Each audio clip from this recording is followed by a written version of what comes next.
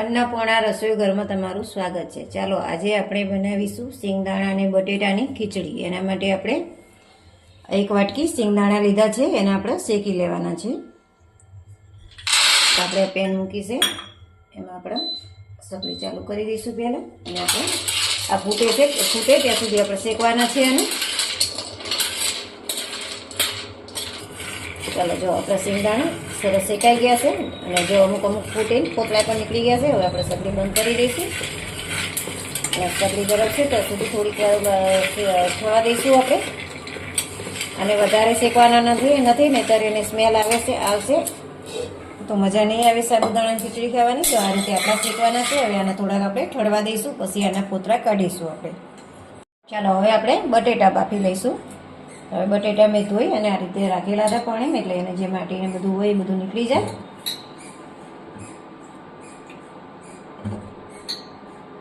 આપણે 6 નંગ બટેટા લીધા છે। હવે આપણે આમાં અડધો ગ્લાસ જ પાણી નાખવાનું છે, પાણી વધારે નથી નાખવાનું। અને આપણે 4 વિસલ મારી દઈશું આમાં। આપણે સગડી પર મૂકી દઈએ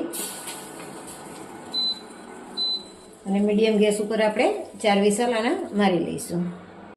ચાલો આપણા ઠંડા થઈ ગયા છે, આપણે ટચ કરી શકીએ એટલા ઠંડા થઈ ગયા છે સિંગદાણા। તો આ રીતે આપણે પોતળા ઉખેડી દઈશું। જો તરત જ પોતળા ઉખડી જાય છે તો આ રીતે આપણે બધા સિંગદાણાના પોતળા ઉખેડી અને સાફ કરી દઈશું।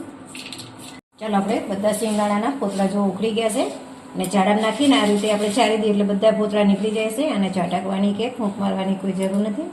હવે આપણે આને પીસી લઈશું મિક્સર જારમાં। આપણે આનો અધકચરા પીસવાના છે।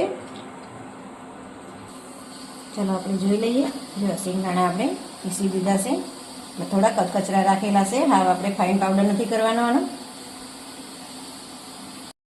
ચાલો હવે આપણે જોઈ લઈએ, આપણા બટેટા થઈ ગયા છે। આપણે સગડી બંધ કર્યા પછી 5 મિનિટ પછી આપણે લીધું એટલે હવા નીકળી ગઈ છે। આપણે થોડીક જ હવા બાકી હતી, આપણે 4 વિસલ વગાડી હતી આમાં। જો આપણા બટેટા બહુ સરસ બફાઈ ગયા છે। હવે આપણે આને કાઢી લઈશું।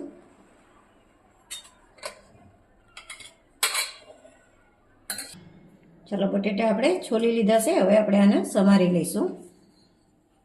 જો આપણે પાણી ઓછું રાખ્યું હતું એટલે બટેટા બહુ સરસ ચડી ગયા છે। તમે વધારે પાણી રાખો તો એકદમ પોચા ને એવા થઈ જશે। આ રીતે મીડિયમ સાઈઝના પીસ પાડી દેવાના છે બધા આપણે। આ રીતે આપણે બધા બટેટા સમારી લઈશું। ચાલો આપણે બટેટા બધા સમારી લીધા છે। હવે આપણે તેલ મૂક્યું છે, તેલ આપણું ગરમ થઈ ગયું છે। 3 મોટી ચમચી આપણે તેલ લીધું છે। હવે તેલ થોડુંક સળિયાતું હશે। હવે આપણે 1 ચમચી જીરું નાખ્યું છે। હવે આપણે આ સમારેલા ઝીણા મરચાં નાખીશું, લીલો લીમડો નાખીશું 4 થી 5 પાન, અને આપણે આદું છીણેલું નાખીશું। હવે આપણે ટામેટા નાખીશું। આપણે એક મીડિયમ સાઈઝનું ટામેટું લીધું હતું, અને 3 આપણે લીલા મરચાં લીધા હતા। આપણે લાલ મરચું ઓછું નાખવાનું છે। થોડીક વાર આપણે સાતરવા દઈશું, અને સગડી એકદમ ધીમી કરી દીધી છે આપણે। હવે આપણે બટેટા નાખીશું।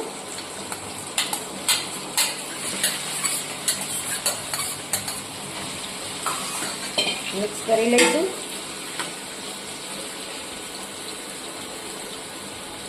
એક ચમચી આપણે ખાંડ નાખી છે। સિંધવ મીઠું નાખ્યું છે આપણે,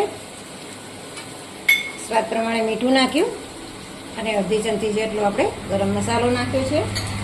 મિક્સ કરી લઈશું।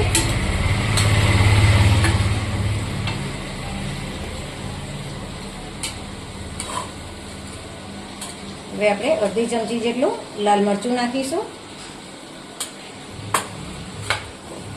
જો તમને પીળી ગમતી હોય સાબુદાણા ખીચડી સિંગદાણાની તો તમે હળદર નાખી શકો છો।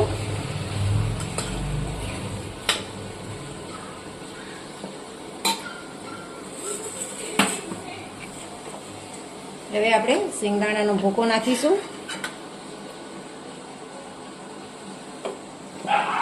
મિક્સ કરી લઈશું। હવે આપણે આને થોડીક વાર ઢાંકી દઈશું અને કૂક થવા દઈશું।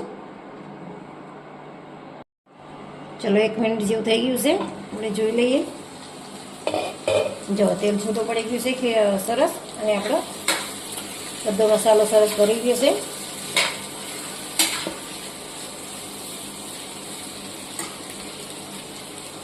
હવે આપણે ચટણી બંધ કરી દઈશું અને અડધી ફાડ આપણે લીંબુ નીચોવીશું. ખટાશ તમારે જોતી હોય એ પ્રમાણે લીંબુ નીચોવાનું છે. અને હવે આપણે કોથમીર નાખીશું.